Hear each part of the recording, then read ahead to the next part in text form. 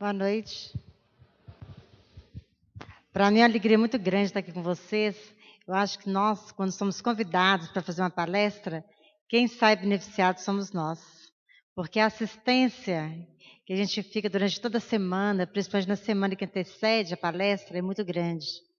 Eu fico assim numa felicidade muito grande. Nem sempre estou disponível para fazer palestra à noite, eu trabalho à noite ainda na escola Manuel Correia, como vice-diretora, mas se Deus quiser, ano que vem, estarei aposentada e possa me dedicar mais às atividades, principalmente como palestrante, porque eu acho que eu ganho muito com isso. Muito obrigada pelo convite da casa. Nós vamos estar falando hoje sobre a fé que remove montanhas. E vamos estar lembrando uma passagem muito interessante que está em Mateus, no capítulo 17, versículo de 14 a 20. Que fala de um homem que tinha um filho que era lunático. Um rapaz muito desequilibrado, que às vezes pulava no fogo, às vezes pulava na água, que tinha muitas crises. E o pai, com o grande amor que ele tinha pelo filho, ele ficava realmente só envolvido com aquele jovem. Procurou todos os tipos de ajuda possível e não conseguia realmente acabar com a doença daquela criatura que era tão amada por ele. Ele então ouve falar de Jesus e vai procurar o nosso querido mestre. Quando ele chega na aldeia onde ele estava com os discípulos, Jesus não se encontrava. Os discípulos tudo fizeram para que realmente aquele mal pudesse deixar aquele jovem, mas foi em vão. Ele não conseguiu. O pai resolve esperar pelo Mestre Jesus. Passados alguns dias, Jesus chega, impõe as mãos. E alguns espíritos que estavam com aquele rapaz obsidiando, deixam. E o rapaz imediatamente fica livre. E passa a viver normalmente. O pai vai embora. E os discípulos ficam muito decepcionados. Reúnem com Jesus. Mestre, o que nós fizemos de errado? Por que nós não conseguimos libertar um rapaz que sofria? E Jesus, olhando para eles, lhes diz: se vocês tivessem a fé do tamanho de um grão de mostarda, diríeis a essa montanha: transporta-te daqui, e ela dali se transportaria. E aí, gente, é muito interessante a gente pensando que tudo, né, nada seria impossível. A fé do tamanho de uma mostarda. Que fé é essa? O que é fé? O que de energia é essa capaz de transportar uma montanha? Talvez eles não estão entendendo não só a montanha física, né? Mas a montanha de problemas, de doença. Que tipo de energia que é essa? Então vamos ver na definição de Paulo de Tarso. A fé consiste na firme confiança, certeza daquilo que se espera, na convicção daquilo que não se vê. A fé é a certeza absoluta. Eu lembrei quando eu estava fazendo esse estudo, meu filho, na época, tinha 7 anos, o Daniel, conversando com o coleguinho Jonathan, na escada do meu prédio, na entrada do prédio. E eu cheguei, estava descendo, ia trabalhar, parei para ouvir a conversa deles. E ele falava assim com o Jonathan: eu estou te falando que não existe morte. Que quando você morrer, você vai para um lugar muito bonito, que é uma cidade igualzinha aqui, só que é muito melhor. Aí o John falou: mas eu não acredito nisso. Quem foi que te falou isso? Aí ele deu aquela risadinha e falou assim: eu tenho certeza disso, mas você vai ver quando você morrer. E até hoje eu fico lembrando, ele não teve dúvida, ele nem quis convencer. Você vai ver, quando você morrer, para onde você vai? E eu lembro que até hoje isso fica na minha mente, ele tinha certeza. Ele sabia. Com 7 anos, nas nossas conversas, no culto lá em casa que a gente fazia, gravou dentro dele, no seu mais íntimo, que poderia passar quantas reencarnações ele tiver. Mas naquele momento ele tinha a fé, ele tinha a certeza absoluta. Mas não sei se quando a gente fala sobre isso, que ainda fica claro para nós, que fé é essa, né? Como a fé surge em nós? Se ela é uma energia, como que ela surge? Será que é com o tempo que ela aparece? Será que ela nasce dentro de nós? Então, a fé, ela está presente dentro de nós. É uma herança. Todos nós temos a fé. Nós não somos filhos de Deus? Não somos herdeiros? Então, quando nós fomos criados, simples e ignorantes, lá já estava a sementinha da fé dentro de nós. Pequenininha. Só que essa fé em estado latente, ela vai ser desenvolvida com o tempo, com o nosso conhecimento, com as nossas experiências. Aí ela pode ir aumentando. Tanto é que uma fé não tem como medir. Eu não sei se vocês já ouviram pessoas falarem assim, eu queria tanto ter fé, eu queria tanto acreditar. Vocês já ouviram essa expressão? Ai, se eu tivesse fé, seria tão interessante. Eu tinha que ver para me acreditar. Vocês falam em espírito como se fosse natural que eles aqui estivessem, mas eu tinha que ver. Não tem como medir, sabe? Ela vai desenvolvendo dentro de cada um de nós, né? Mas quem tem a fé, quem tem a certeza desse sentimento inato, natural dentro de nós, sabe como é importante, né, nas nossas decisões, no nosso trabalho. Tipos de fé. A fé cega. A fé cega, o próprio nome indica. É uma fé que as pessoas acreditam porque alguém falou para acreditar. Eu tenho até uma história que aconteceu comigo. Vocês vão me desculpar, eu vou contar algumas coisas de experiência mesmo relacionadas à fé. O meu pai era uma pessoa muito enérgica. Ele era militar e muito firme. Muitas vezes ele era amoroso, mas a gente tinha muito medo dele, né? Ele era muito autoritário. Eu tinha 11 anos, de 10 para 11 anos, ele chegou em casa com uma caneta dourada e falou assim, gente, essa caneta é de ouro. E não vou guardá-la, e nós só vamos usar essa caneta em situações especiais, como casamento, passar uma escritura. Em alguma situação desse jeito, nós vamos usar essa caneta. E guardou a caneta dentro de uma caixinha, dentro de uma mala, em cima do guarda-roupa. Eu nunca fui muito boa em matemática. Eu estudava, mas não saía bem nas provas de matemática. E eu estudava no Colégio Tiradentes, e tinha um professor que exigia muito. E eu falei, gente, se eu tiver aquela caneta para fazer a prova, eu vou passar de ano. Aí subi na escada e fui lá e peguei a dita caneta escondido e fui fazer a prova lá no Colégio Tiradentes, com uma rigidez muito grande, né? Fiz a prova, saí bem, na maior alegria, saí da sala correndo e caí. E a caneta cai no chão. E viram as 1000 peças. E aquelas canetas, não sei se alguém que mais ou menos da minha idade vai lembrar, cheia de molinha, pecinha e não sei o quê. Espatifou a caneta. E eu fui catando os pedacinhos já chorando, né? Quando eu cheguei lá em casa. E meu pai dessa caneta, o que vai acontecer comigo? Meu pai, nós tínhamos um quartinho de oração. E tinha, então, santos. Papai era meio umbandista, tinha uns pretos velhos e tudo. Eu sei que eu peguei os pedacinhos da caneta, coloquei em cima da mesa e pensei assim, se Jesus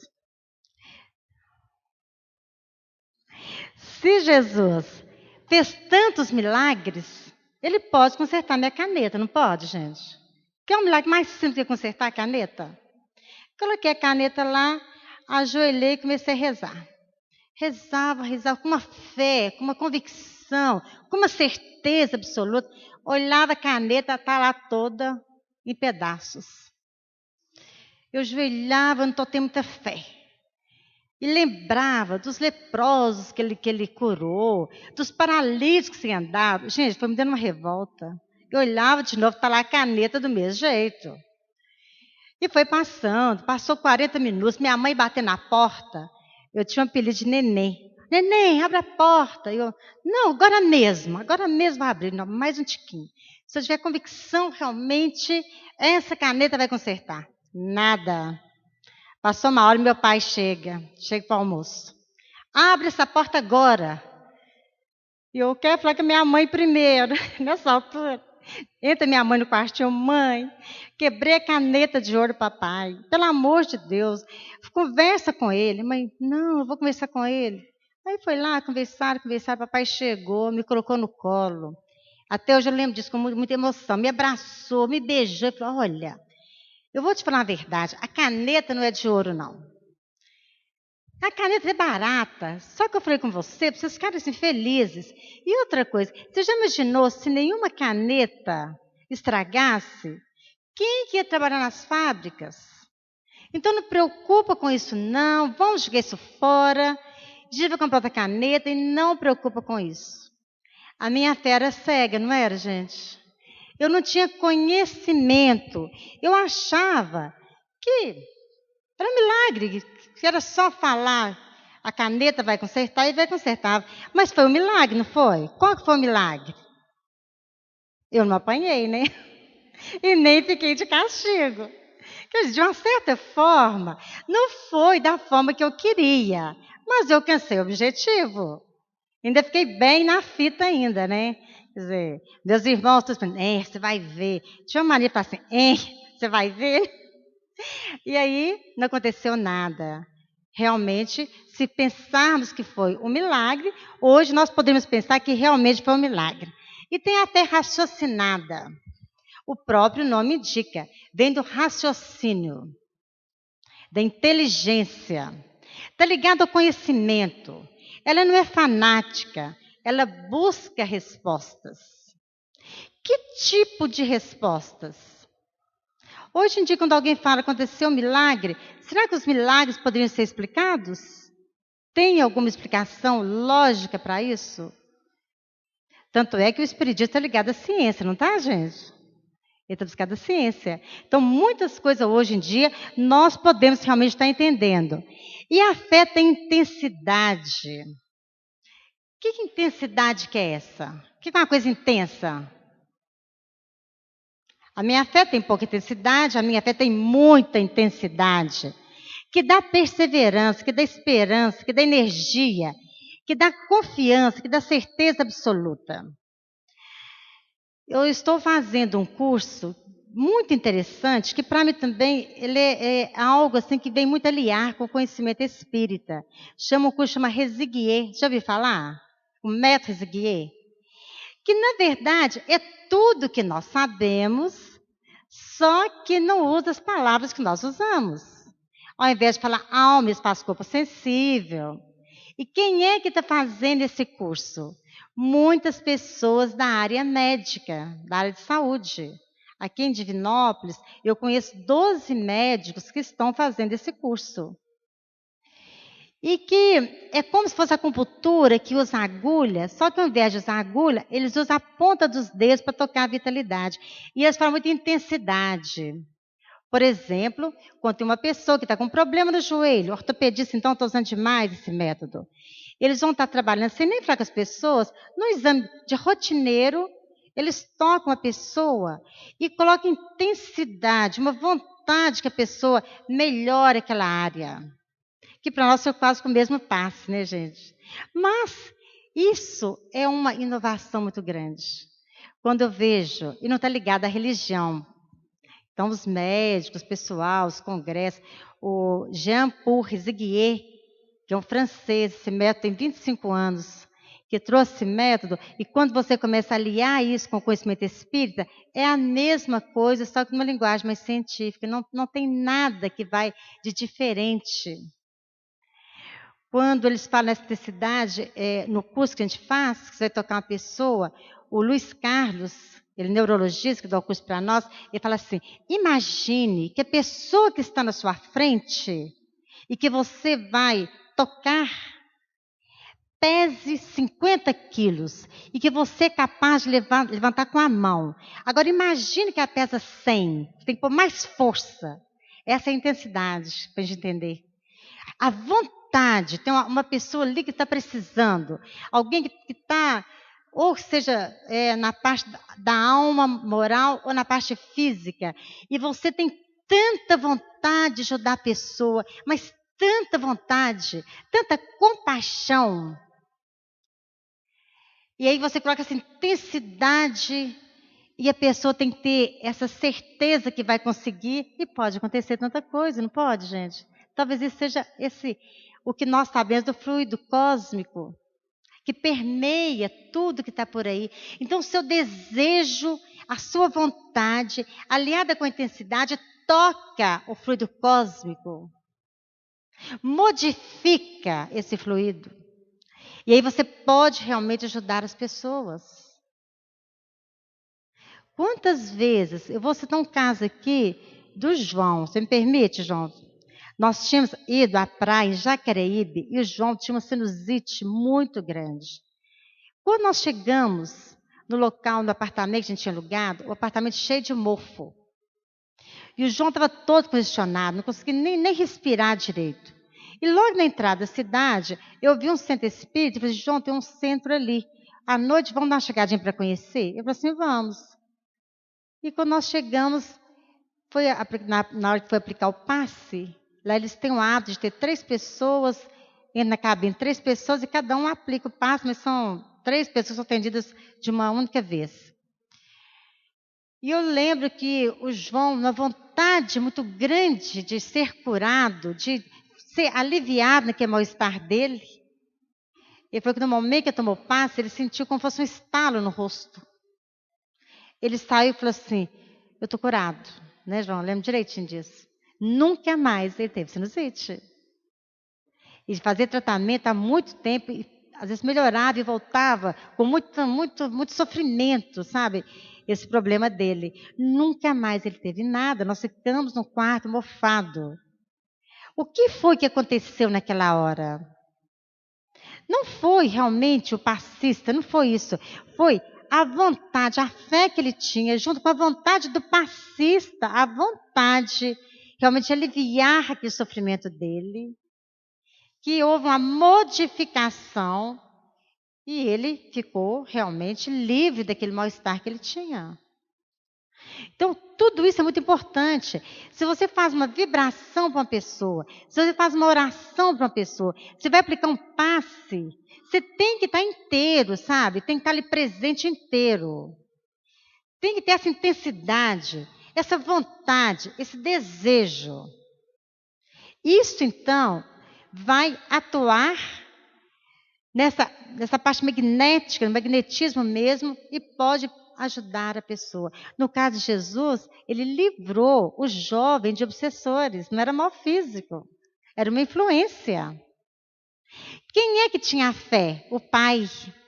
O pai tinha certeza que se chegasse perto de Jesus, que se Jesus quisesse, o filho ficava curado. Por isso que ele procurou. Ele foi na certeza de que aquilo ia acontecer.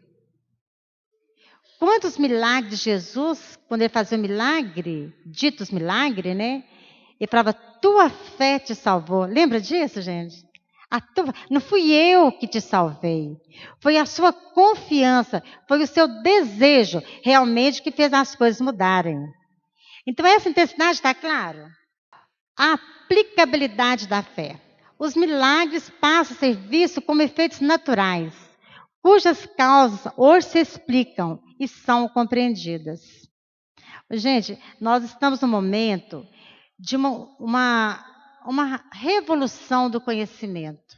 A física quântica vai ser um conhecimento que vai nos fazer pensar muitas coisas que hoje nós não entendemos. Está praticamente provado que não existe matéria, que a matéria é uma energia condensada. Quem tem um pouquinho de conhecimento de física, de química, vai estar entendendo isso. O núcleo, né, do átomo com os elétrons. O nosso corpo é todo feito disso. Então, essa constituição, como eu estou me vendo aqui da matéria, na verdade, é como se fosse uma ilusão. E toda essa constituição que eu, espírito, né, estou usando esse corpo, que eu não sou esse corpo, para estar aqui. E você pensa, por que existem doenças? Os seminários que essa casa aqui já fez na área de saúde e espiritismo, nos mostra isso. Muitas vezes doenças a causa dela tem culpas. culpa que eu carrego somatiza e provoca doença. Então, quando você começa a entender todo esse conhecimento, o que você tem que tratar? A sua mente, o espírito, para que você seja uma pessoa saudável, para que você realmente seja uma pessoa virtuosa. Nós sabemos que existem causas, né, do passado, de reencarnações passadas, que influenciam. Mas nós podemos ser saudáveis, podemos ter paz, podemos ter equilíbrio. Muitos problemas nossos são feitos realmente das nossas ações. Você faz as consequências. E nós podemos realmente estar mudando isso. A fé humana. A fé humana é a fé que a gente acredita na gente mesmo. Alguém já teve o desejo de comprar um carro? Mas como que é esse desejo? Ah, eu quero um carro. Não, todo mundo tem carro, menos eu. Não é assim, gente? Mas se você quiser muito ter um carro, você consegue? Você já viu pessoa construir casa ganhando salário mínimo? Eu acho incrível. Eles conseguem construir.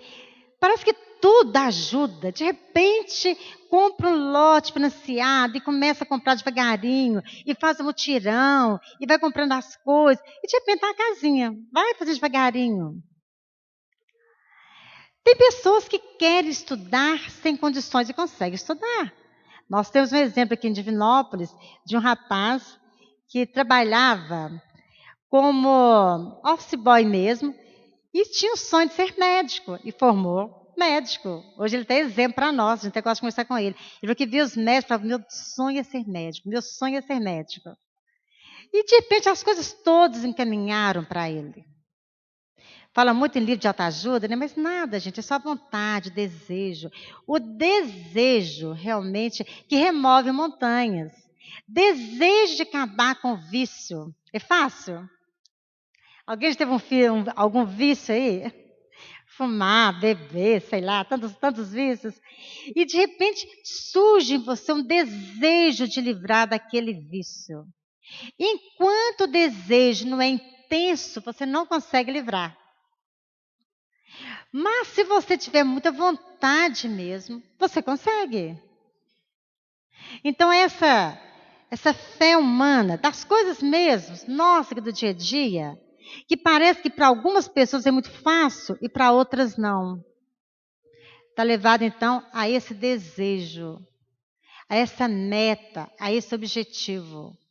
Quem sabe para onde está indo, o que quer, consegue. Esse do carro foi muito engraçado, porque eu tinha uma colega que o sonho dela ter um carro. Aí ela leu um livro de autoajuda e começou, eu quero ter um carro vermelho, eu me vejo dirigindo o carro. E falava todo dia no carro dela. Ela ganhava um salário mínimo. De repente apareceu um fusquinha, não era nem um carro vermelho. Um fusquinha que a menina do salão tinha separado, e o carro estava na garagem, não sabia dirigir, e ofereceu para essa minha amiga.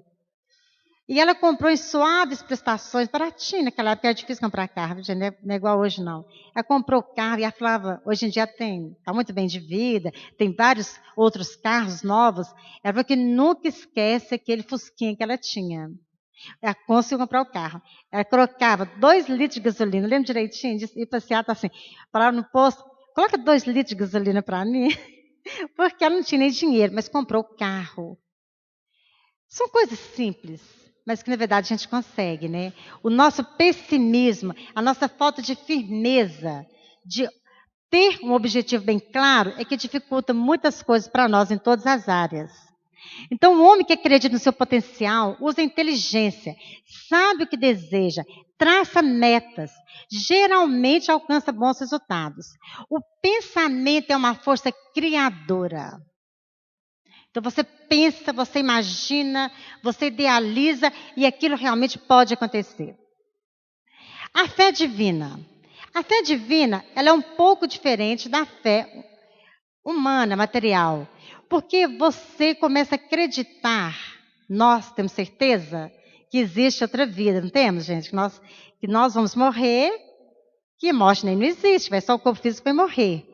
essa certeza, nesse conhecimento, na lei de causa e efeito, do plano espiritual, nos faz sentir vontade de vencer os nossos vícios, de vencer as nossas dificuldades, os nossos impulsos negativos. Nos faz pensar que cada vez que você alcança um pontinho na escala evolutiva, você é mais feliz. Que a felicidade talvez está ligada à consciência tranquila. E nós queremos ser felizes. Todo ser humano, quando você pergunta o que você mais quer na vida, ele fala ter paz, ser feliz. Só que quando você começa a ter esse conhecimento realmente ligado às coisas espirituais, você começa a esforçar para vencer as más tendências. E cada vez, quem já trabalhou com defeito sabe que não é fácil. É fácil vencer ciúme? Quem é ciumenta? Não tem ninguém ciumenta aqui, né? Eu acho maravilhoso, só tem anjinho aqui. Sem asa, mas todo mundo anjo, todo mundo perfeito. Alguém já teve muita raiva? Já teve algum desejo de vingança? Essas coisinhas assim, né? Que faz parte nossa. Se a gente fosse anjinho, nós estaríamos aqui, gente? Claro que nós estaríamos muito felizes, maravilhosos. Se estamos aqui no mundo de provas e expiações, é porque temos que expiar muitas coisas. Tem muitas coisinhas para mudar ainda. Ainda bem que Jesus é muito paciente conosco, né? Ele, como governador do planeta, ele sabe das nossas dificuldades. Ele nos ajuda cada vez que tem essa vontade de melhorar. Os amigos espirituais estão conosco. Ninguém está realmente sozinho, né? A gente nunca está sozinho. Os milagres de Jesus. Eu comentei que muitas vezes os milagres de Jesus, hoje nós podemos estar entendendo, buscando explicações. O que seriam esses milagres? O que é um milagre? São coisas que você não consegue explicar ainda. Alguns nós já podemos estar pensando a respeito dele, né? Mas são coisas que geralmente a pessoa fala, nossa, é um milagre, alguma coisa sobrenatural. Vamos pensar em alguns desses milagres. O servo do centurião, não sei se vocês estão lembrados dele, Mateus, o centurião é um homem que tem 100 homens na sua responsabilidade. Então, militar, um dos seus servos adoece, fica doente. Para começar, essa passagem ela é magnífica, porque esse comandante, ele sente tocado. Ele sente, de uma certa forma, que aquele sofrimento do servo o incomoda. E ele busca ajuda. Ele procura ajuda com todos os médicos na época. Não consegue ajudar o servo. Então ele ouve falar de Jesus e vai em busca de ajuda. E Jesus prontamente o acompanha. Só que quando está chegando perto da sua casa, ele fala, Senhor, eu não sou digno que entreis na minha casa. Mas dizei uma só palavra e meu servo será curado. Olha que fé, gente. E ele ainda fala, eu como comandante, se eu falo com um dos meus homens, faça isso, ele faz. Faça aquilo, ele faz. Se o Senhor falar e quiser, o meu servo será curado. E Jesus fala uma coisa magnífica. Em verdade vos digo, nem mesmo em Israel encontrei tamanha fé. Você não precisa ir na minha casa. Faça uma oração aqui mesmo. E eu tenho certeza que a pessoa vai receber. Não precisa ir lá. Olha que fé, gente. Eu tenho certeza absoluta, e o servo é curado. Talvez o servo, a fé do comandante era tão intensa.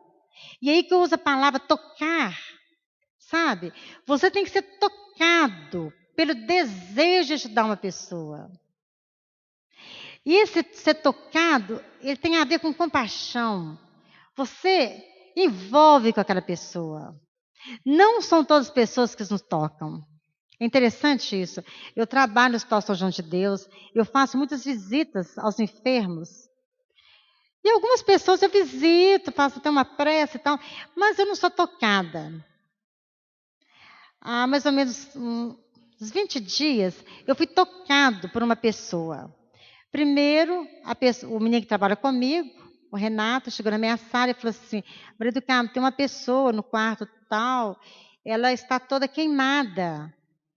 Ela teve alergia com um remédio simples e ela está com queimadura no corpo todo, bolhas no corpo inteiro.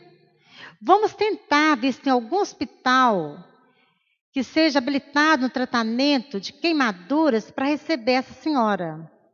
Aí nós tentamos o João 23, tentamos outros hospitais, ninguém recebia, porque a queimadura dela era da parte do interior para o exterior.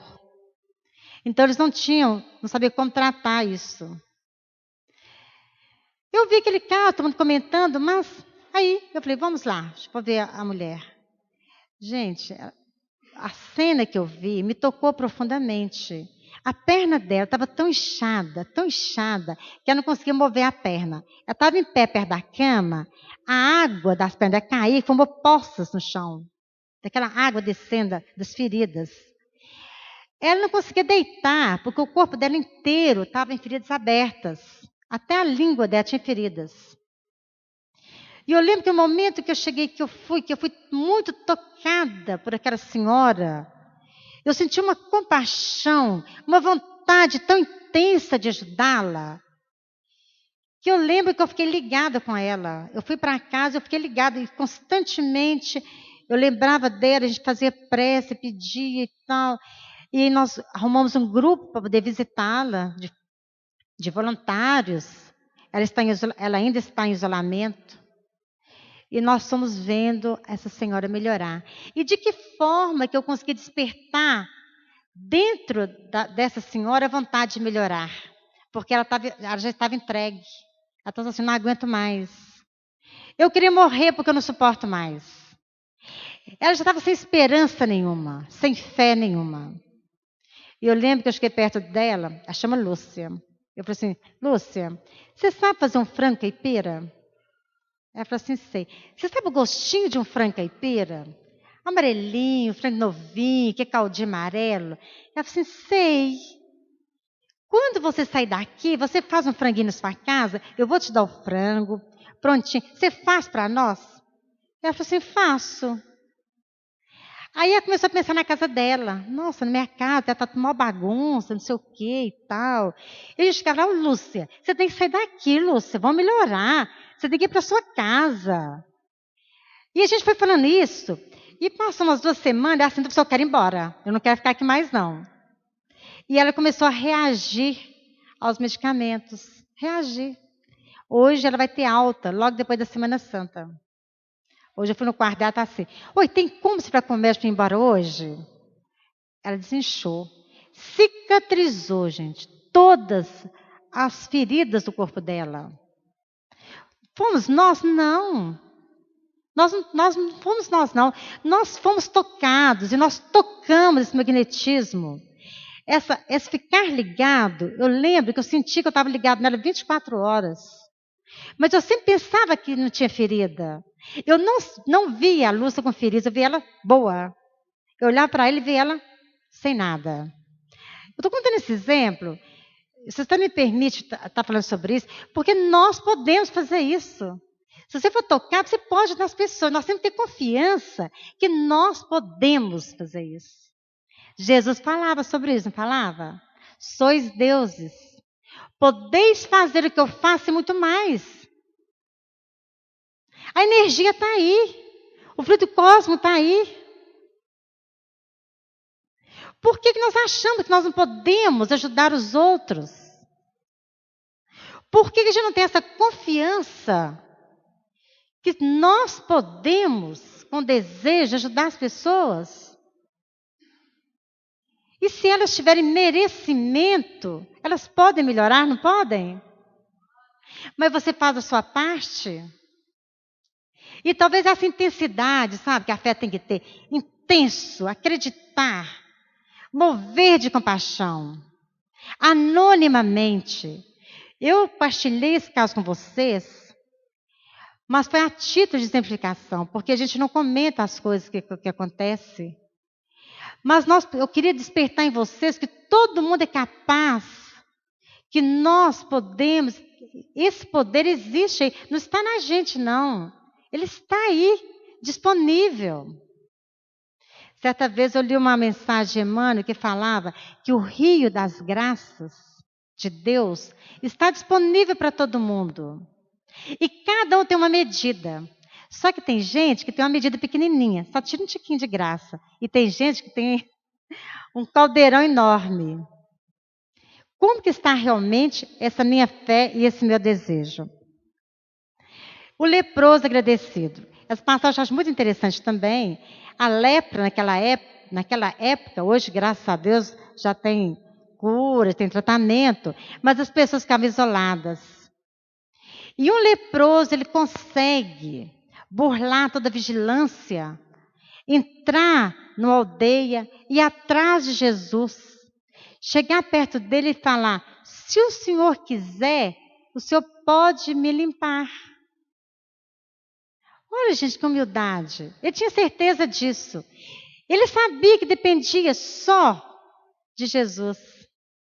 E Jesus só responde: quero ser limpo. Seja limpo. Só isso. Imediatamente ocorreu essa transformação nele. Mas quando ele saiu, que ele caminhou, que ele fez todo o esforço de ir até Jesus, ele tinha certeza de que isso ia acontecer. Essa certeza é a fé.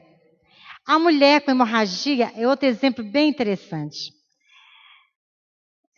A tradição judaica fala que a mulher, quando ela está no período menstrual, ela é impura. Não sei se até hoje ainda é assim. E as pessoas não ficam perto, o marido nem dorme com a esposa. Essa senhora tinha 12 anos que ela estava com fluxo sanguíneo direto. Nada ela conseguia realmente vencer. E ela vai procurar Jesus, atrás de Jesus. Mas ela chega muito tímida. Ela não tem coragem de vencer a multidão que rodeava o mestre. Mas ela consegue tocar nas suas vestes. Quando ela toca, Jesus olha para trás e fala: quem me tocou? E os discípulos: mestre, há uma multidão empurrando o Senhor. Todo mundo está te tocando. Como que o Senhor pergunta quem te tocou? Não, alguém me tocou de uma forma diferente.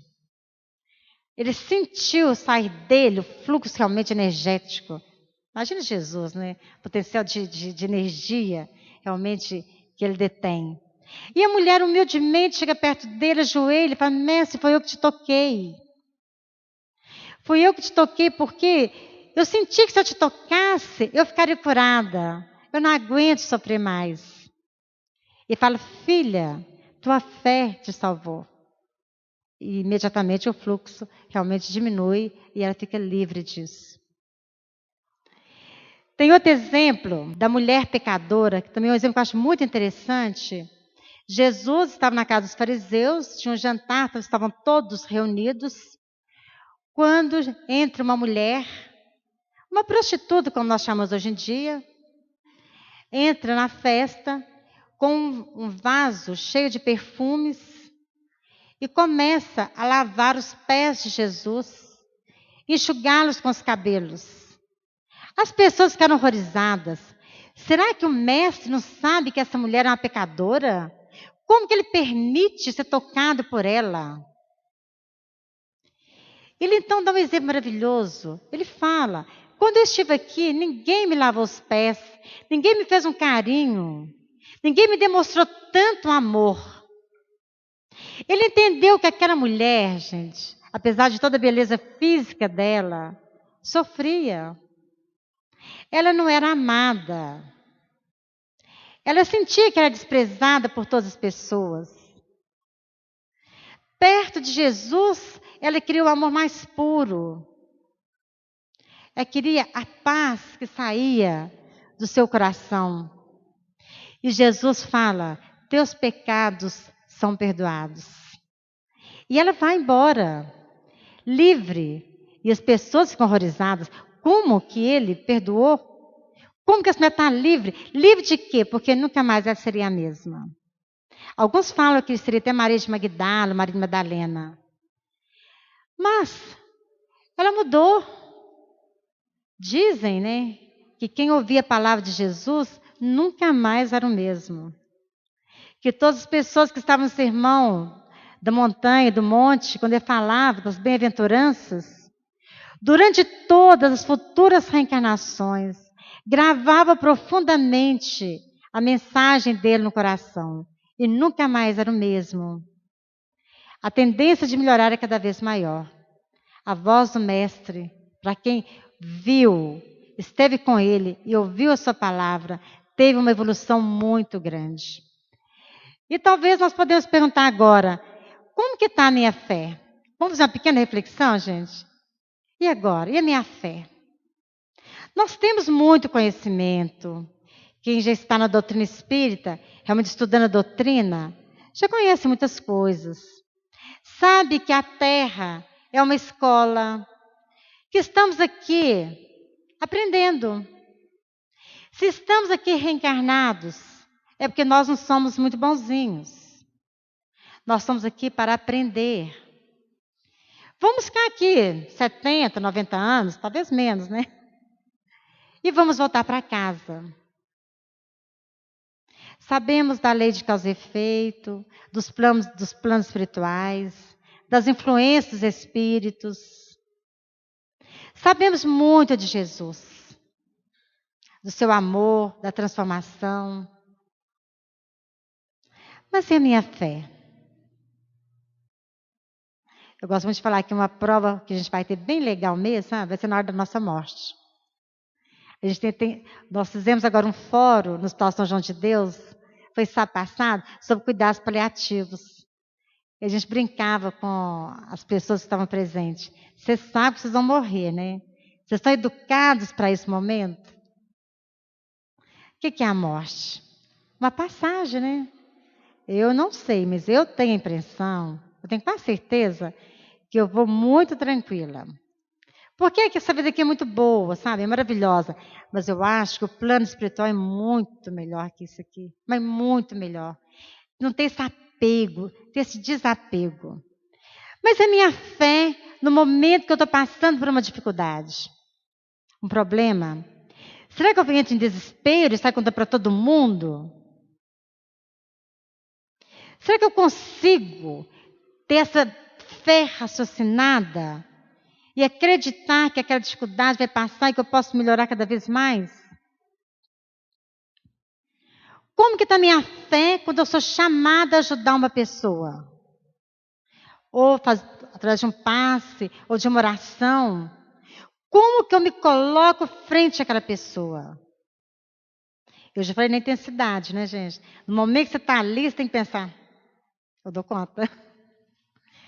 Eu dou conta. Essa pessoa aqui ela é pesada, mas eu consigo. Essa intensidade, essa força. Não é assim, mulher. Você chega chegando, com firmeza, sabendo que você não está sozinho. Naquele momento, quando você está ali, tem muita gente com você. Nós atraímos. Muitos espíritos estão conosco. É como se acendesse uma luz e aquilo vai atrair todo mundo que está naquela sintonia do amor. E as coisas podem acontecer. Talvez não aconteça na forma que eu quero que aconteça. Lembra da caneta? Não aconteceu da caneta ficar perfeita, mas aconteceu de outra forma. Nós falamos, vamos ver o que acontece. Porque às vezes não depende de mim, depende do outro. Eu posso fazer minha parte, mas o outro sabe que está tendo a certeza que vai conseguir receber essa ação magnética. Talvez essa pergunta para a gente poder pensar um pouquinho, refletir. Eu queria terminar só com essa frase que eu acho perfeita. Sois deuses. Não tem ninguém que é melhor que o outro. Não tem ninguém que recebeu um dom diferente do outro. Todos nós, com a vontade, com essa ligação realmente com o plano maior, podemos fazer isso e muito mais. Muito obrigada. Eu agradeço muito essa oportunidade e que Jesus esteja com todos vocês.